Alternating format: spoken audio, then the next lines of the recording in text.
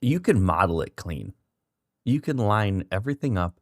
You can coordinate every system on the sheet, and it still comes apart.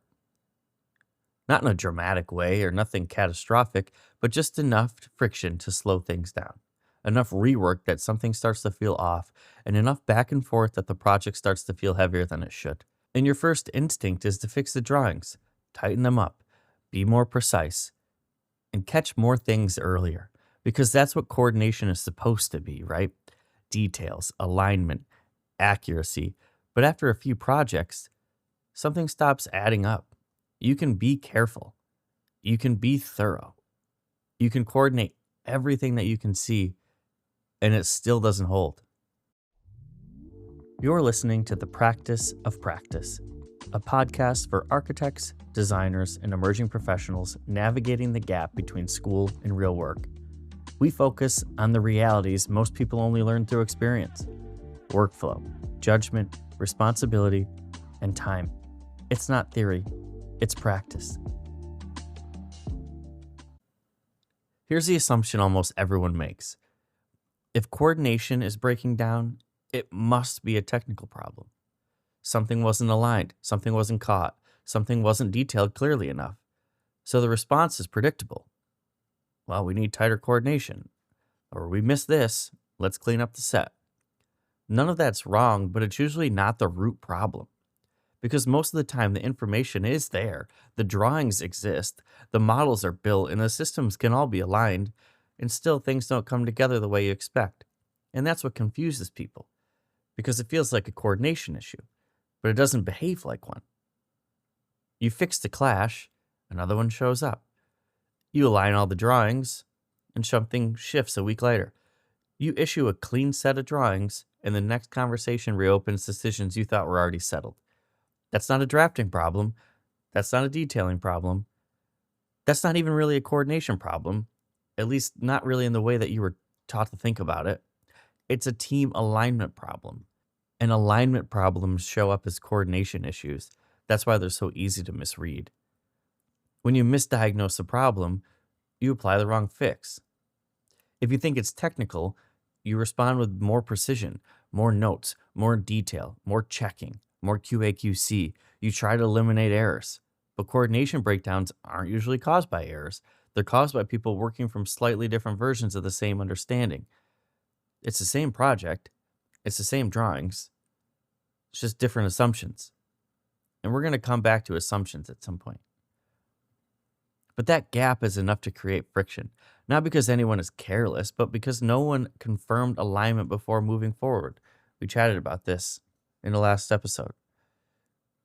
Coordination problems feel technical because they show up in drawings. But they start earlier, in timing, in assumptions, in expectations that were never aligned. If you don't see that, you'll keep trying to fix coordination at the point where it's already broken, instead of fixing what caused it. So where does it actually break? Because it's not random. It's the same places over and over. Once you see the pattern, you'll stop chasing cleaner drawings, and you'll start paying attention to something that matters more. So where coordination actually breaks. If coordination problems aren't really technical, where do they actually come from? Because they're not random. They show up in the same places over and over. And once you've been through a few projects, you start to recognize the pattern. Not in the drawings, but how the work is happening. Timing is the most common one. The work happens out of sequence. Not dramatically or obviously, but just slightly out of sync.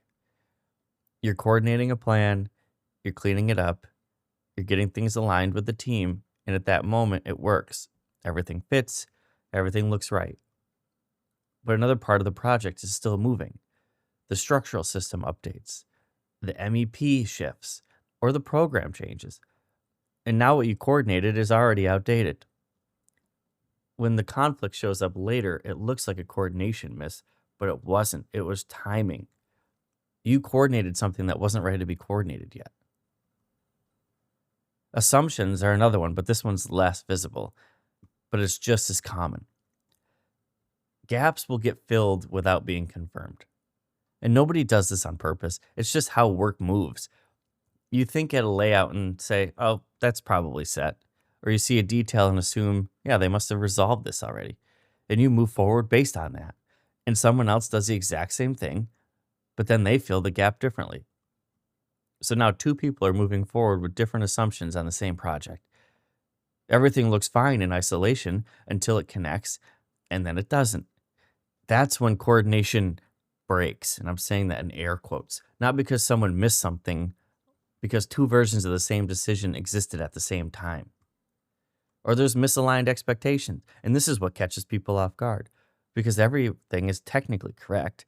The same drawings, the same meeting, the same conversation, but people walk away with different interpretations. One person will think, this is just a test, just get something down. Another thinks, this is the direction, move forward. One person thinks it's flexible and the other one thinks it's locked. And both people are doing careful work, but they're working toward different versions of the same outcome. That gap doesn't show up immediately, but it shows up later as rework, as friction, and as the feeling that things keep shifting. It's not technical, it's interpretation. So when coordination breaks, it's usually one of those three things. The timing was off, assumptions weren't aligned, or expectations weren't shared clearly. And the important part is none of those are visible on a sheet. You can't draft your way out of them. You can't detail your way out of them. Because by the time they showed up in the drawings, they've already happened. And why does it get missed? Well, early on, you're trained to look for errors, clashes in a model, misalignments, missed details. So when something doesn't work, you look immediately to the drawing. You look for what's wrong. But the drawing isn't the source. It's just where the problem becomes visible. Coordination problems don't start in the drawings. They show up there. So now the instinct becomes the problem. If you think coordination is technical, you try to fix it technically. More precision, more detail, more careful. That feels right, but it doesn't solve it, and it can actually make things worse. Even when you understand where coordination breaks, the instinct doesn't change right away because you were trained a certain way. If something isn't working, you tighten it. You get more precise, more thorough, more careful. You add notes, you double check alignments, you spend more time cleaning things up. And on the surface, that's exactly what a disciplined architect does. Be accurate, be consistent, be thorough. But the problem is precision only works if direction is already aligned. And if the underlying decision is still moving, precision just locks in the wrong thing. You can coordinate something perfectly and still have to redo it. Not because it was wrong, but because it wasn't stable. That's the part that throws people off. You did everything right. You sat there, you aligned it, you checked it, and you made it clean. And then a week or a month later, it changes. And now it feels like rework. Wasted effort on your part, or like you missed something. You didn't miss anything. You executed too early. Now, once you start looking for this, you'll see it everywhere. Drawings that get cleaner but don't get closer to a resolution. Or meetings where decisions feel clear until the next meeting. Coordination that holds for a moment but doesn't hold over time. That's not a precision issue. That's a sequencing issue. And a lot of people get stuck here because the response is to try harder. Be sharper, be faster, be better at catching things. And all that does is turn into busyness, which makes more work, more effort, and more movement. But no real improvement in stability. You're producing more, but you're not reducing friction. Now, this is the same pattern from something we've already discussed. Movement feels productive, but it doesn't mean you're moving in the right direction. You can coordinate all day long and still be working on something that's about to change. Better execution doesn't fix misaligned intent. So the goal isn't to stop being precise. Precision still matters, but it has a place after alignment, not before. Because when you get that order wrong, you end up refining things that aren't ready.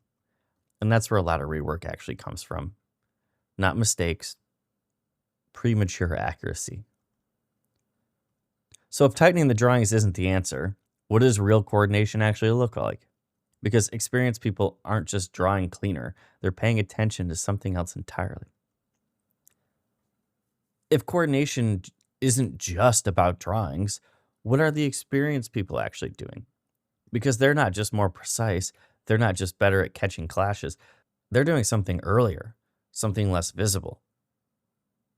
Real coordination isn't about lining things up. It's about understanding what's actually being decided before you commit to it. That's the difference. Early on, coordination looks like aligning plans, matching details, resolving conflicts. Later, it looks like checking whether the decision is even ready, or understanding what's fixed and what's still moving, or knowing what actually matters right then. That's a completely different skill. When experienced architects review something, they're not just reading the sheet. They're asking questions you don't hear out loud. Is this decided? Who's driving this? What's driving this? What's allowed to change? Is this stable yet? Because if those answers aren't clear, there's nothing to coordinate yet. And from the outside, this can look like hesitation, like they're not moving fast enough, like they're overthinking it. But they're not slowing down, they're filtering. They're choosing what not to lock in yet. And that's what keeps things from breaking later. This is where you start to see it a little bit more clearly. In the early career approach, you think, I can line this up now, so I should. But the more experienced approach is, should this be lined up yet? And that one question changes everything because it stops you from committing effort to something that isn't steady or ready yet. When you operate this way, things start to drop off.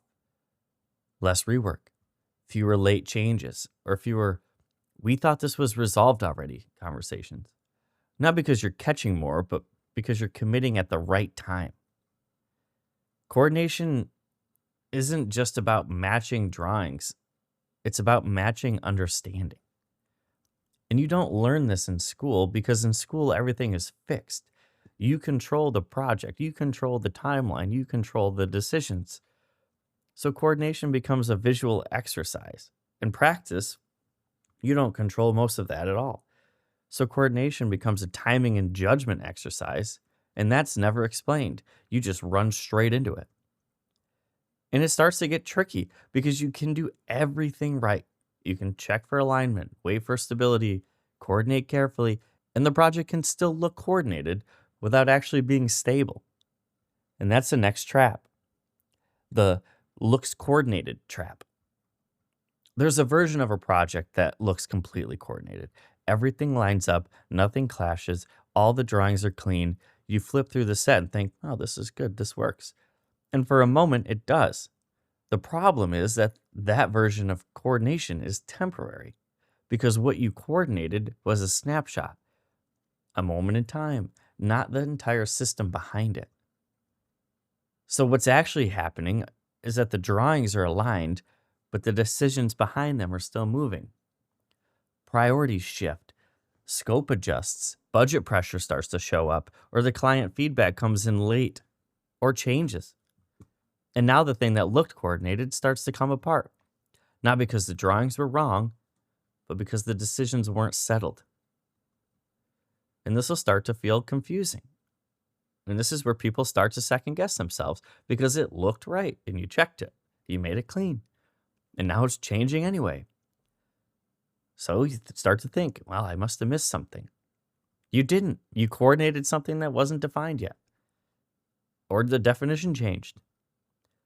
Once you recognize this pattern, you'll see it everywhere. Plans that align perfectly until a late program change shifts everything. Details that match until a material decision gets revised. Systems that coordinate until a unit cost forces a redesign. The coordination holds until the project moves. And this is what most people don't see early on.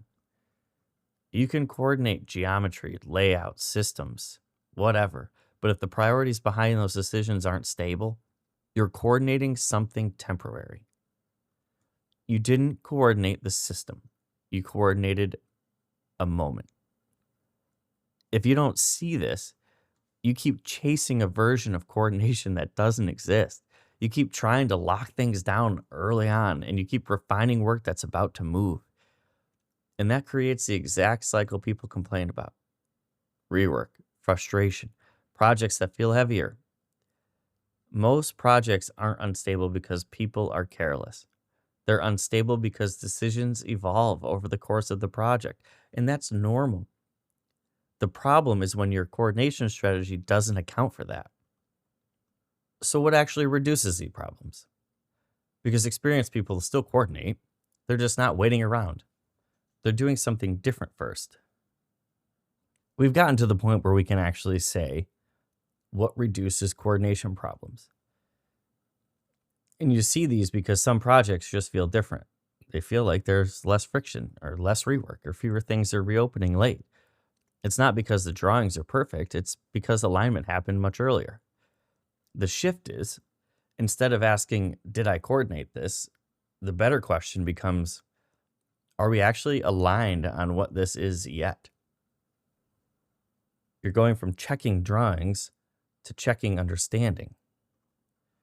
It's not complicated, but it's different.